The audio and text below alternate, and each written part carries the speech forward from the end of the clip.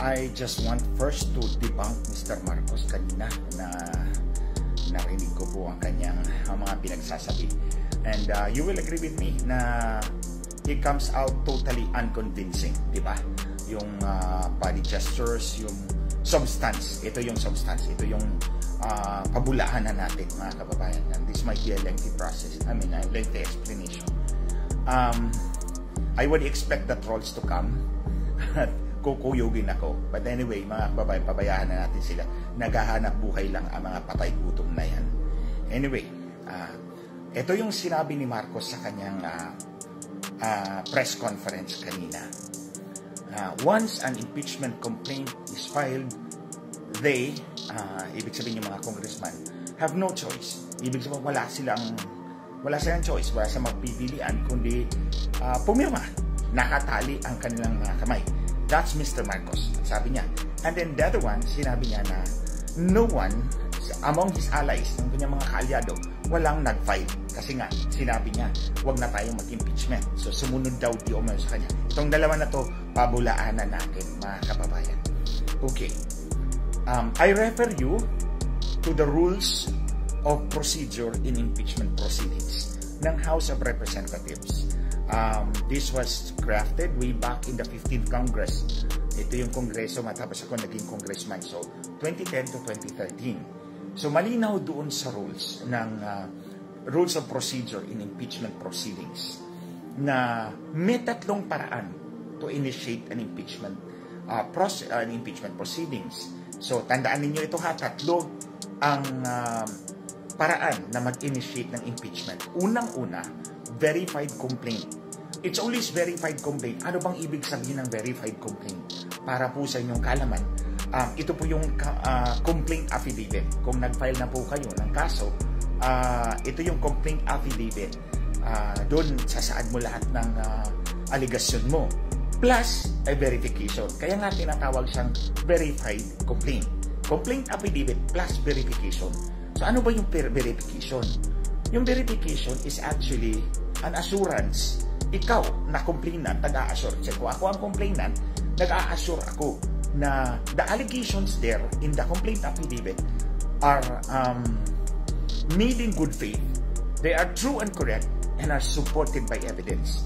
So yun. Ikaw yun, ako yun. Kung ako yung complainant, ina-assure ko yung tribunal, yung House of Representatives na itong mga aligasyon ko rito are made in good faith, they are true and correct, and they are supported by evidence. Or I can support them with evidence when I am called to do so. So kaya yun ang tawag na verified complaint. So, dito tayo ha. Tatlo yung paraan ng pag-initiate ng impeachment. Verified complaint filed by a congressman. That's one. Okay? Si congressman mismo ang nag-file ng verified complaint. So, kasi congressman siya, okay na yon.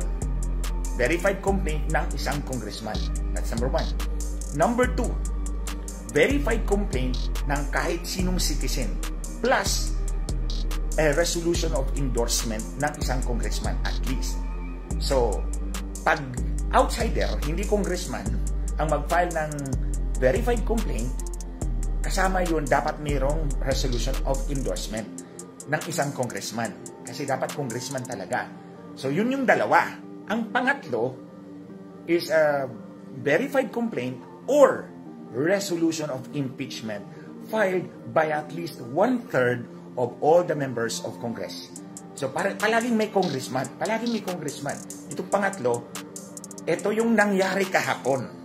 Ito yung nangyari kahapon. Originally, nagsimula siya sa verified complaint filed by any citizen. Ito sila Laila de Lima, sila Padre, with a resolution of endorsement ng isang congressman. Si Morado yun, example. Nagsimula sila sa number 2, hindi number 1. Nagsimula sila sa number 2, they converted it to number 3. Yung verified complaint or resolution of resolution of impeachment filed by at least 1/3 of all members of Congress. So, ito yung tatlo ha. Ulitin ko, congressman or any citizen plus congressman or 1/3 of all congressmen. Yun. Now, kapag number 1 or number 2 ang mode of filing, number 1 or number 2, mahabang proseso yan mga kababayan. Ito yung process na sinasabi ni Marcos na hindi naman actually sinunod nila eh. Unang-una, saan ka mag-file? Sa Secretary General ng House of Representatives. So, doon nga nila final. Now, the Secretary General is mandated by that rule to immediately transmit it to the Speaker. So, Secretary General to Speaker. The Speaker must include it in the order of business within 10 session days. So, kapag na-included na siya sa order of business, that is referred to the Committee on Justice. Okay? So, SecGen to Speaker to Committee on Justice. Ito yung normal procedure, mga kababayan, under 1 and number 2. Number 1 and number 2 na mode. Congressman or any citizen plus congressman ang mag-file. Okay? So, in-abbreviate ko na ha, kasi mahaba. Babalitin ko na naman. Pagkatapos doon, within 3 session days, ito na yung determination of sufficiency in form and substance. Narinig na natin yan dati pa sa impeachment proceedings ni ERAP. Sufficiency in form and substance. So, explain na natin dito. Ano ba yung sufficiency in form? Form muna, form. Ibig sabihin, yung pleading dapat sumunod sa structure na mandated for pleadings. Example, caption. Nandun yung pangalan ng korte. In this case, House of Representatives. Nandun yung title, impeachment. Nandun yung pangalan ng mga parties, complainant and the respondent, si Inday Sara in this case. So, pagkatapos nun sa body. The body, ito na yung allegations of the parties' claims or defenses. And then, of course, the reliefs prayed for. Ano bang hinihingi mo? Now, then, the signature of the parties, and then the address. And then, ito na yung verification. Verification yung sinabi ko na kanina. And in normal pleadings, kung sa korte, meron pa yung certificate of non-forum shopping, and then explanation kung bakit hindi personal filing. O yun. So, ito yung form. Now, if it is not sufficient in form, ito yung proceeding Kung hindi siya sufficient in form, may kulang, mali, ibabalik yan ng Committee on Justice to the SecGen o balik yan sa'yo within 3 session days. And within 3 session days na naman, 3-3 palagi.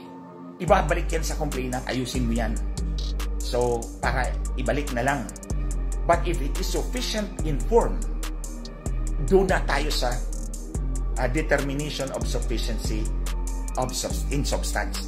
So, kung sufficient na yung form, tama na yung forma ng pleading, dito na tayo sa substance. So, itong substance, ito yung recital of facts constituting the offense charge, which is determinative of the jurisdiction of the Justice Committee. So, ano bang allegation nila kay Inday Sara? One of the allegations is that she plotted to assassinate I hate to call this guy a president, and the first lady ko, I don't know how to call her, Palaka, si Miss Palaka, and si Speaker Martin Romualdez. So in what circumstances nagplot si Inday Sara? Kailan niya sinabi? Paano niya sinabi? Ano yung mga words na sinabi niya? O sinong nanonood? Paano mo nakuha yung video? O sinong kumuha ng video? Kung ito man yung ebidensya ninyo. Ito yung recital of facts which constitutes the offense charge. Kasi ito yung mag-determine kung may jurisdiction yung Committee on Justice. So, if it is not sufficient in substance, dismiss. However, kung sufficient in substance ito, ipo-furnish nila ang respondent sa Inday Sara ng copy of the resolution or the verified complaint with an order to file an answer.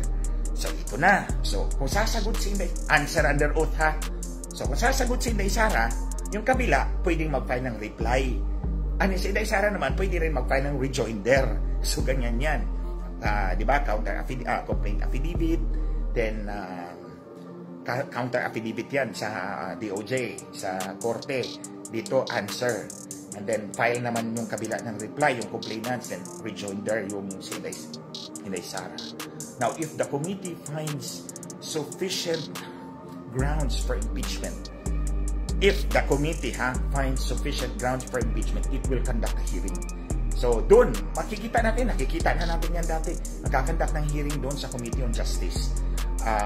You present evidence, you present your witnesses, and then they make a resolution. So, ito yung proseso. Ito yung proseso kapag congressman ang nag-file or any citizen with resolution of endorsement ng isang congressman. Dalawa. First, two. Anong ginawa ng mga congressman ni Marcos? Inabbreviate nila lahat yan. Hindi tayo dumaan sa Committee on Justice. Hindi pinasagot si Inday Sara. Ito dapat yung first. Sasarain muna dapat ito bago umabot sa Senado. Kaya nga meron tayong ganitong proseso to ferry out the truth right at that stage. Kaya nga ang sabi dito, ang sabi ng rules, kung merong sufficient ground for impeachment, that's the time you conduct a hearing. Tawagin mo na yung witness mo. Doon pa sa Justice Committee. Doon pa sa House of Representatives. What they did, binura nila lahat yun kasi nagmamadali sila. Ang ginawa nila, kinonvert nila yung verified complaint ng any citizen, nila Laila de Lima, nila Padre, with resolution of endorsement ni Bordado, kinonvert nila into a resolution of impeachment signed by at least 1/3 of all members of Congress. So dito natin mapakita na sinungaling si Marcos Jr. Hindi totoong nakatali ang kanilang kamay na pipirma na lang sila doon. They chose to convert an otherwise lengthy process, shorten it, and transmit the articles of impeachment to the Senate. Pumirma sila doon. Hindi nakatali ang kamay nila. Mahaba ang proseso. Doon dapat sila sumunod. Ito dapat ang sinunod nila. Dumaan ka sa section, dumaan ka sa speaker, dumaan ka sa Justice Committee, mag-hearing kayo. So anong ginawa nila? Hindi nakatali ang kamay nila. They chose to sign and transmit it right to the Senate. In other words, hindi totoong walang kaalyado siyang nag-file. Sila ang kaalyado nilang nag-file. Basically, they converted an otherwise private complaint into an article of impeachment, resolution of impeachment by at least 1/3 of all members of Congress. Yan ang totoo. Sinungaling si Marcos, mga kababayan. And that's why that's what prompted me na mag-live ulit today after many months na hindi ako nag-live. Because kailangan na ipakita ang kasinungalingan ni Mr. Marcos na sinabi niyang hindi nag-file ang aking mga kaalyado. Dahil sumunod sila sa akin. Hindi. Yung mga kaalyado mo ang nag-file. They converted the mode number 2 into mode number 3 by filing a resolution of impeachment signed by at least 1/3. Sabi mo 215, Marcos. Yun yung mga kaalyado mo. They filed effectively the resolution of impeachment. Hindi kayo sumunod dun sa proseso na dapat sarain muna yan sa Justice Committee. Because nagmamadali kayo. Itong action na to, hindi ito out of your desire to exact accountability. It's designed to consolidate political power in the hands of Marcos and his wife. Aabot tayo dyan, mga kababayan. So, ito ngayon, pinatunayan ko sa inyo, sinungaling si Marcos. Ang mga kaalyado niya mismo ang nag-file ng resolution of impeachment. Contrary sa kanyang mga sinasabi. Hindi nakatali ang kamay nila. That they will have to sign because nakatali ang kamay nila. Hindi. It has to go through the process. Kaya nga ang haba ng proseso pinagsasabi ko. So that you will understand. Ito pala dapat ang sinunod. Ito pala dapat ang sinunod. Pero anong ginawa ninyo, Marcos? Ng mga kaalyado mo? Binura ninyo yung rules of impeachment, rules of procedure in impeachment proceedings. Diniretso nyo papuntang Senado. Because wala nang oras. Wala nang oras at gusto nyong mangyari ito. Now, mga kababayan, dito tayo sa bakit hindi natin pwedeng hayaang ma-impeach si Inday Sara. Dito muna ako sa dalawang grounds. Dalawang grounds na sinabi nila. Large-scale corruption. Ito yung intelligence fund, confidential fund. Tandaan niyo, mga kababayan, the allegations were made by politicians. These are political animals designed to preserve their political survival. Yuyuko at yuyuko yan kung sino ang presidente sa Malacanang o sino ang taong nasa likod ng upuan ng presidente nagdidikta sa kanya. And I mean Lisa Marcos. That's the hard reality. Yuyuko at yuyuko yan. You see? karamihan nitong mga congressman na to, Duterte to, sa panahon ni President Duterte. Ngayon, na iba na, si Marcos na, nandun na naman sila. Doon na naman sila yumuyuko. So you see, these political animals bow down to no one except their own political survival. So their decision, their judgment are not necessarily based on justice, are not necessarily based on facts and the law. So wag natin paniwalaan itong mga to. Hindi natin pwedeng paniwalaan to because their decisions, their judgments are based on their political considerations, based on their political survival. So wag natin paniwalaan yan. Ako, I don't. Because galing ako dyan. Alam ko yung kalakaran. Oh. Pangalawa, dito tayo. They are charging Inday Sara of not defending the Philippines against Chinese aggression. Okay. Ito, linawin natin to. Ito malina. Ito talaga. Matindi ito. Alam nyo ang budget ng Armed Forces of the Philippines for its modernization program, for the modernization. Ako, supporter talaga ako ng ating sandatahang lakas ng Pilipinas na bigyan ng lahat ng perang pwede natin ibigay to buy modern equipment, modern armaments, because that's what we need. So, hindi salita ni Inday Sara ang kailangan natin. Hindi pronouncement ni Inday Sara ang kailangan natin. Ang kailangan natin, armas to serve as effective deterrent against China. Tandaan nyo, mga kababayan, binubuli tayo ng China dahil alam nilang wala tayong kapasidad. Look at Indonesia.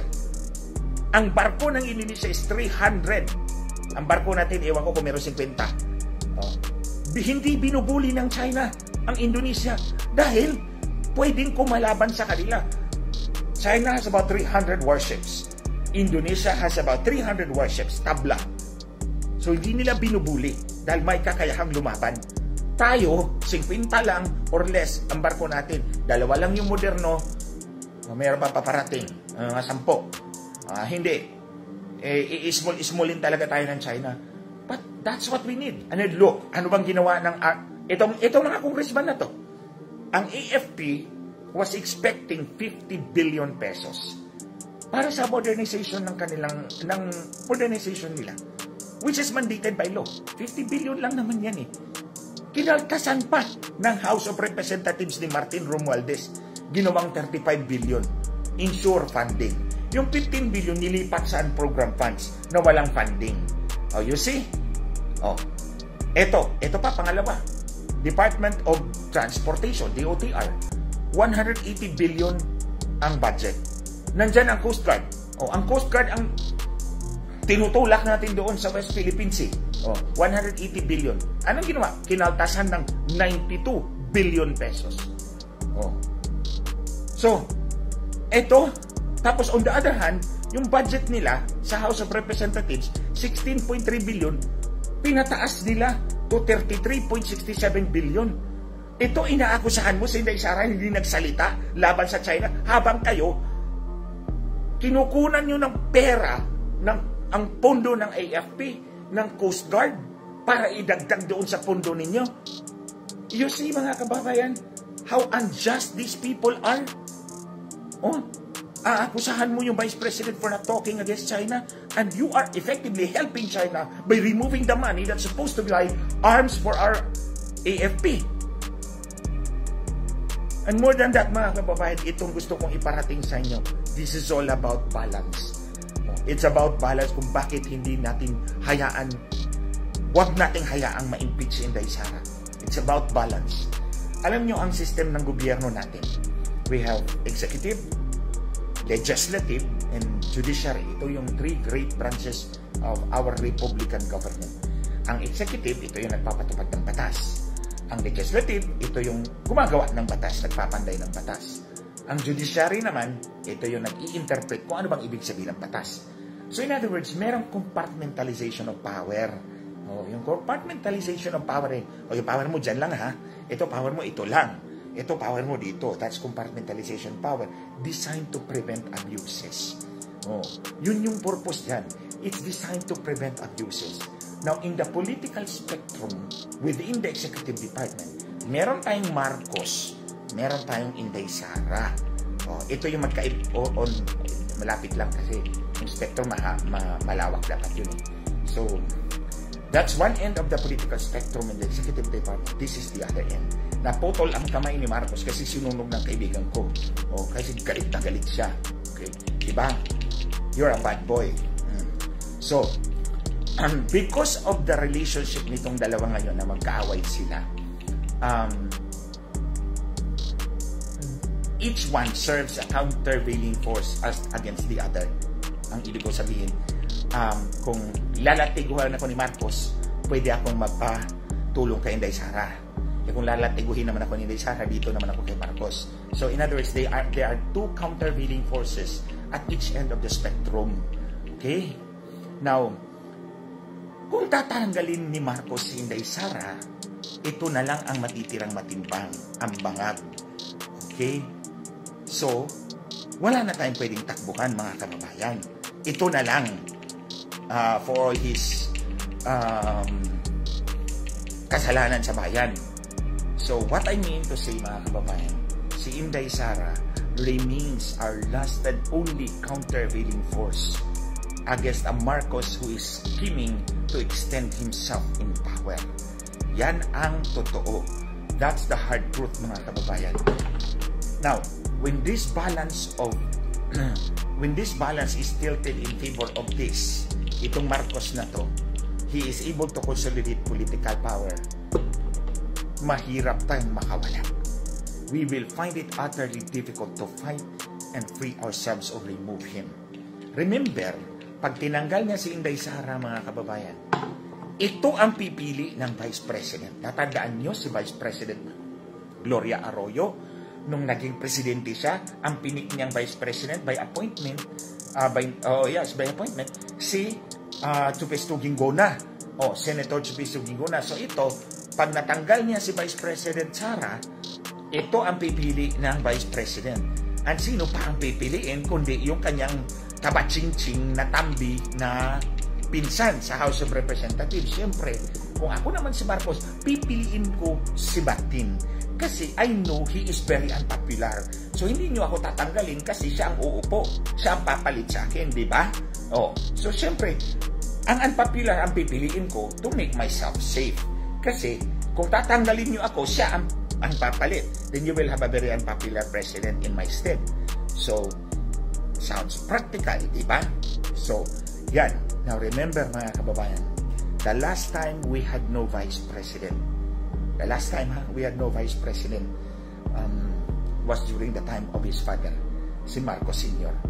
Si Vice President Lopez, tinugis niya, tumakbo yun, o miskapo yun with Osmeña, si Sergio ata yun to the US. Wala tayong Vice President, and Marcos was able to consolidate political power in his hands.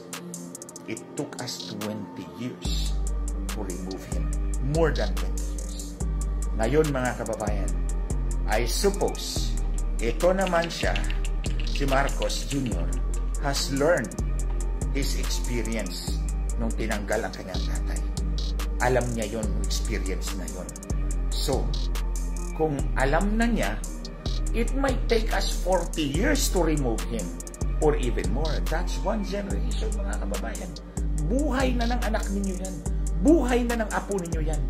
Kung hayaan natin si Marcos na manaig ngayon at tanggalin si Inday Sara. Remember, ulitin ko, Inday Sara remains our last effective countervailing force against the Marcos dictatorship. Hindi niya kayang gawin yan.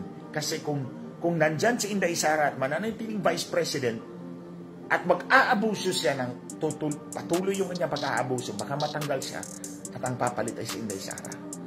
That's why it is imperative for Marcos Jr. to lie and deceive and remove Inday Sara by all means. And that's what we should not allow, mga kababayan. Hindi natin dapat hayaan yan. Because itong si Marcos, believe me, kilala ko to. Ito at ang asawa. They manipulated the election ni Marcos at ang kanyang anak. They manipulated the Supreme Court. Alam na alam ko yan. Personal knowledge ko yan. Kaya nga walang masabi itong dalawa And this administration is characterized by so blatant and rampant corruption Pero hindi na po ako nagtataka dyan, mga kababayan. Sinabi na ni Marcos sa amin yan dati in one of our dinners doon sa bahay nila sa Nara Street, sa Forbes Park. Okay lang sa kanyang korupsyon.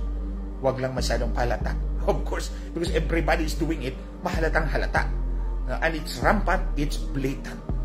So, what future do we have, mga kababayan?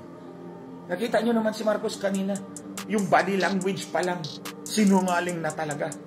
Sinungaling na talaga. So, ito ngayon, hindi inaksyonan ng Senado ang impeachment complaint kahapon. May recess, di ba? Nagre-recess sila. Balik sila ng June 2. And then they have about 6 session days yata. 6 session days bago mag-adjournment sine die. Anong ibig sabihin ng sine die? Sine die is Latin for without a day. Walang araw. So, ibig sabihin, nag-adjourn na walang araw na Senate kung kailan sila magkita uli. Yun yung ibig sabihin ng adjournment sine die. Tinapos yung meeting na hindi nag-set ng another day kung kailan sila magmi-meeting uli. Kasi hindi nga sila magmi-meeting uli kasi end of term sa June 30. Bagong kongreso ang uupo sa 3rd Monday of July nitong taon na to after the elections. So, ang kinatatakutan ko, mga kababayan, itong darating na halalan. Alam ko si Lisa Marcos, I know her, proven na talaga sa akin yan, that she can strike a deal even with the devil. Tandaan nyo yan. Si Lisa Marcos can strike a deal even with the devil. Ganyan siya ka-transactional. Transactional tong taon to.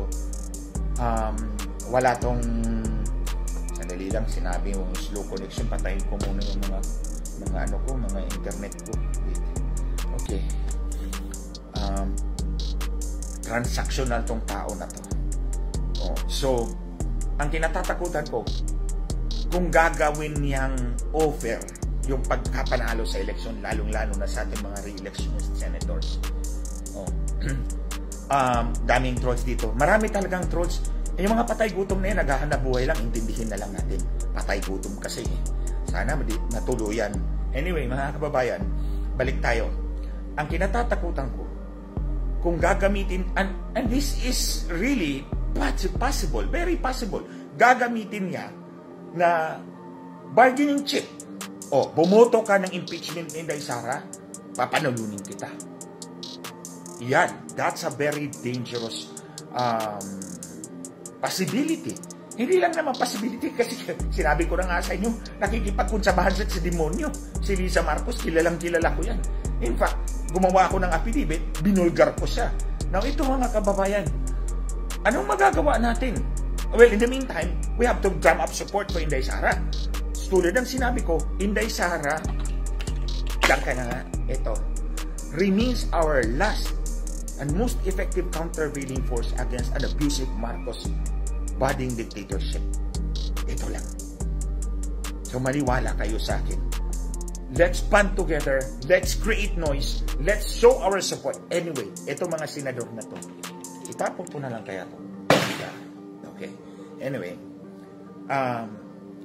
ipapakita natin sa ating mga senador, sa mga kandidato, na we will not support you kung hindi ninyo panatilihin to sa pwesto. Because in the first place, she's the legitimately elected highest official of the land. Hindi si Marcos.